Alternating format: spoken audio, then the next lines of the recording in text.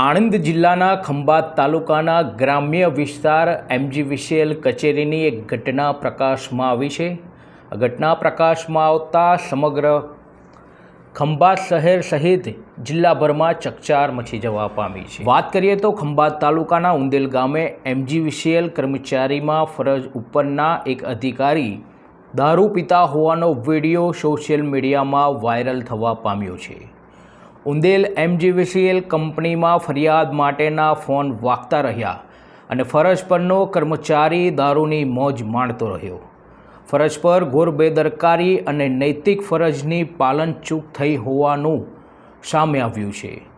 Video ઉંદેલ ગામનો અને સમગ્ર ખંભાત તાલુકામાં આ વિડીયોને લઈને ટોક ઓફ ધ ટાઉન બન્યો છે। દારૂ પીતો કર્મચારી દારૂ પીતા વિડીયો કોલ કરતો અને કારનામા તેના મિત્રોને બતાવતો રહ્યો। આ વિડીયોની પુષ્ટિ ન્યૂઝ નેશન આણંદ કરતું નથી।